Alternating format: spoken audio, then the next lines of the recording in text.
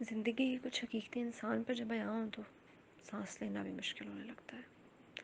کچھ لمحے، کچھ پل زندگی تو نہیں چھینتے مگر زندہ رہنے کے قابل بھی نہیں چھوڑتے. ایسے لمحوں کا سامنا کرنا اگر دنیا کا مشکل ترین کام کہا جائے تو بیجا نہیں ہوگا. میرا نام کامران ہے. یہ میری کہانی ہے. میں ان لمحوں سے گزرا ہوں، ان کی اذیت جھیلی ہے، اور پھر میں جان پایا کہ اصل میں تھا کون. میں خود کو وہ اسمارٹ کہنے والا، لڑکیوں کی نیندیں اڑا دینے والا کامران ملک، جس کی زندگی کی عیاشی کے سوا کچھ نہ تھی. دن بھر آوارہ گردی اور راتوں کو شراب و شباب کا نشہ. میرے دوست بھی مجھ جیسے تھے. اپنی زندگی آرام سے کٹ رہی تھی. باپ کو کاروبار سے فرصت نہیں تھی تو ماں کو اولاد کے علاوہ باقی ساری دنیا کے مظلوم لوگوں کی مدد کرنی تھی. پیسہ بے شمار تھا مگر سکون نام کی کوئی چیز اس گھر میں میسر نہیں تھی. ہاں، بس میری ایک بہن تھی، کمل، جس میں میری جان بستی تھی.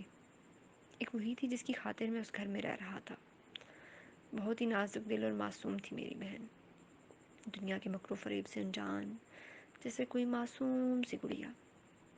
صرف وہی تھی جس کی بات میں سن لیتا تھا اور مان بھی لیتا تھا، ورنہ ممی پاپا سے نہ میری پہلے کبھی بنی نہ آج بننی تھی. اس دن بھی میری بابا سے لڑائی ہو گئی تھی کیونکہ پچھلی رات میں شراب میں دھت کر واپس آیا تھا اور وہ بڑے دنوں بعد بزنس ٹور سے لوٹے تھے. حسب عادت مجھے دیکھتے ہی ان کا پارا ہائی ہو گیا. میں چند منٹ مسکرا کر ان کی سلواتیں سنتا رہا. ممی بھی کمرے سے نکل آئیں. یہ تربیت دی ہے تم نے آئمہ بیگم اپنی اولاد کو؟ 3 بجے یہ گھر آتا ہے، وہ بھی نشے میں دھت، اور ٹھٹھائے دیکھو سامنے کھڑا مسکرا رہا ہے. ایسی اولاد سے بہتر ہے اولاد ہی نہ ہو.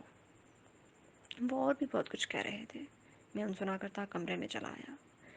نشے میں دھت میں کب سویا کچھ علم نہیں. جب اگلی دوپہر آنکھ کھلی تو چکراتے سر کو تھامتے اٹھ بیٹھا.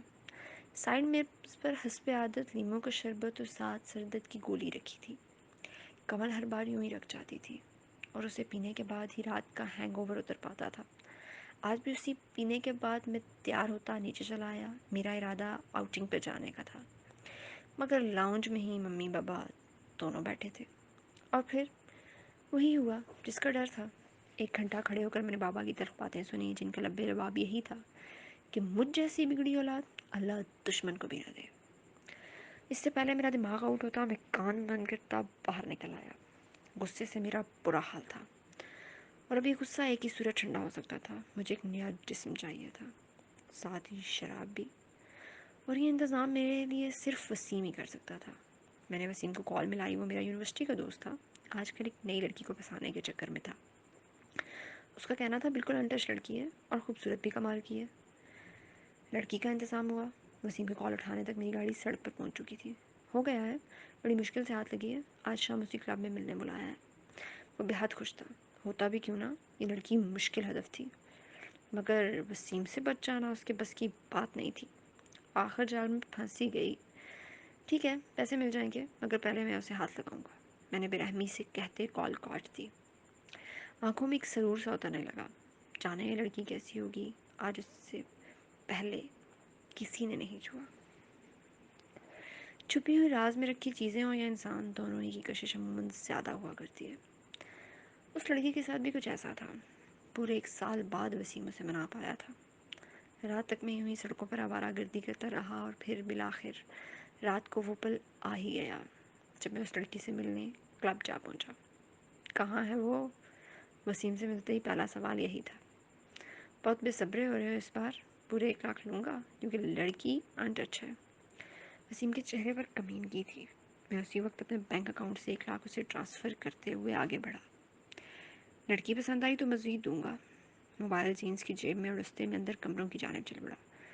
ہو ہی نہیں سکتا کہ پسند نہ آئے. وسیم میرے ساتھ آیا، کمرے کے باہر رک گیا، میرے کندھے کو تھپ تھپاتے پھر سے مسکرایا. جا عیش کر، باہر آ کر یہی کہے گا وسیم نے جنت سے حور اتار لائی ہے. میں سر جھٹکتا کمرہ کھولتا اندر چلا گیا. پتہ نہیں کیوں آج میرا دل زور سے دھڑک رہا تھا.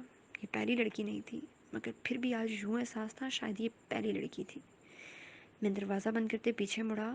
نیم سرخ روشنی میں وہ لڑکی رخ موڑے بیٹھی دکھائی دی. لباس شاید سیاہ تھا اور یہاں کی شاید پہلی لڑکی تھی جس کا سر ڈھکا تھا. السلام علیکم. میں سچ میں نروس ہو رہا تھا. شاید اس لڑکی کا اثر تھا. کیس جگہ بھی سلام دیا جاتا ہے.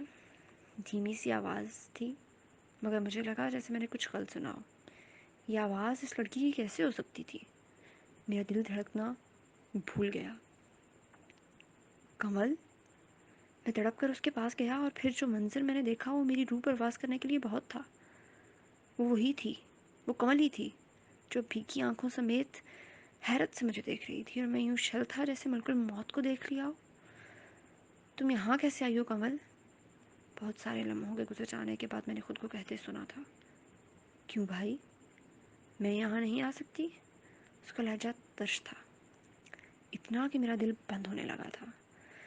تم یہاں کیوں آئی ہو کمل, مجھے بتاؤ. میں آنکھوں میں خون لیے اس سے پوچھنے لگا. کیا وسیم میری بہن کے پیچھے تھا؟ یا اللہ, یہ کیسا تماچا تھا جو قسمت نے مجھے میرے منہ پر دے مارا تھا. میں یہاں اس لیے آئی بھائی کہ میں ایک کال گرل ہوں. کمل زور سے چلائی اور پہلی بار میرا ہاتھ اٹھا جو کمل کے گال پر پوری قوت سے لگا. وہ بستر پر جا گری. کیا بکواس کی ہے تم نے؟ غصے سے میرا برا حال تھا, ماتھے کی رگیں تک پھول چکی تھیں. جو سچ ہے وہی کہا ہے بھائی.